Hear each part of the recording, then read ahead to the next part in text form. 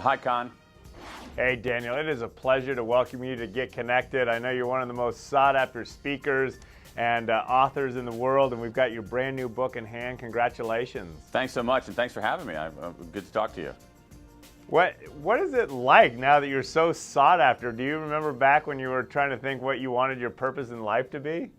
Well, I'm sort of at some level still trying to figure that out, but I'm just a writer. I'm just trying to write good stuff and get my ideas out there, and it's a long, long haul. So you got to just stick with it.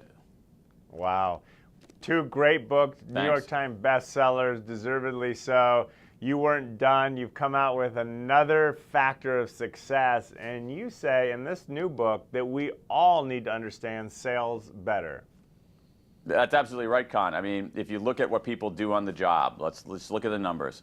1 in 9 American workers today works in sales. Their job is to get someone else to make a purchase. Real estate agents, car dealers, people selling computer equipment.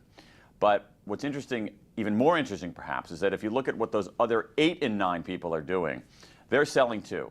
They're spending about 40% of their days convincing, persuading, cajoling, influencing people to make an exchange. They are pitching ideas in meetings. They are trying to get their employees to do things in a different way. They are nurses and doctors who are trying to change patients' behavior. They are teachers who are trying to influence what students are doing and get students to pay attention. So, like it or not, we're all in sales now, but sales isn't what it used to be. Well, tell us about the importance in the book of self-talk. Oh, yeah. This is actually really interesting. Some research out of the University of Illinois and Mississippi State that says, that sort of challenges the conventional view about self-talk, as you say. We typically think that before we go into an encounter, an important encounter, a sales call, a pitch meeting, whatever, that what we should do is pump ourselves up. Our self-talk should be very affirmative, positive. Dan, you can do it. And what the research shows is that that's not the best approach. The best approach is to do what's called interrogative self-talk, which is to say not you can do it, but can you do it? Why is that? The reason is that affirmation statements are very passive. If I tell myself I'm awesome, it feels good, but I'm in a sort of a passive role as the recipient.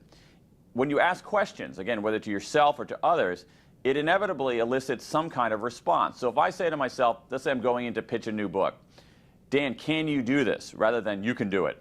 Can you do this? I have to say, yeah, I can do this because I've pitched books before. Yeah, I can do this because I've really researched the heck out of this idea and I think it's really solid and I want to make sure I make these 3 points.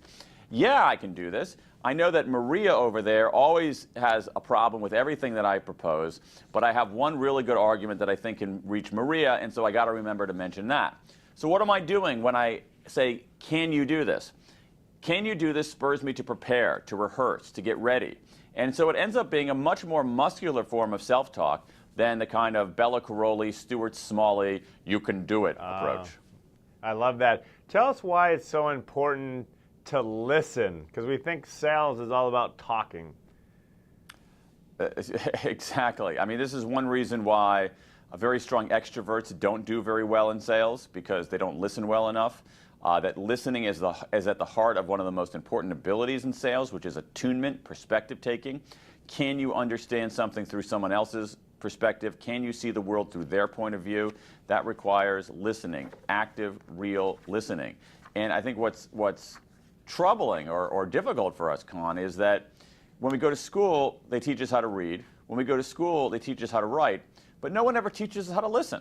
I mean, we know we can hear because we have ears, but no one ever teaches us how to listen. And that the skill of listening is, I think, one of the most underdeveloped skills that people have. And if we take a little bit of extra time to wait before we respond, to actually think through what people say, to really focus on what they're saying, be in the moment of listening to them rather than preparing what we're going to say, we end up actually being far more effective.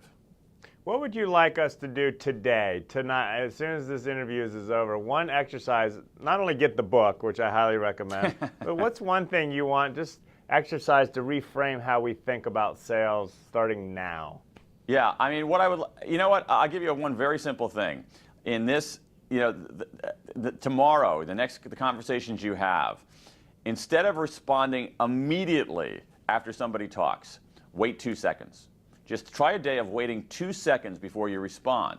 And what I found that does is that actually really increases the acuity of our listening skills. It forces you to stop, to pause, to reflect, to let it all settle in. And it's something I'm trying to do myself. It feels a little bit weird because we feel in some ways obliged to always jump in, to have no silence. But just wait 1 beat, 2 beats before responding, and what you'll do is you'll signal to the other person that you're actually listening, and you'll actually absorb the message a little bit better, see the world through their point of view, and ultimately get closer to finding an arrangement that's better for both sides. All right, I did a 2-beat. Wow. I didn't know how it would feel, but we did it, Daniel. I heard you. It's sinking in. Thank you so much for this book that you've taken the time to write for all of us to understand how we can be better at sales and be more persuasive in our lives. Thank you so much for what you do for all of us. Thanks, Conn. Thanks for having me on your program. I appreciate it.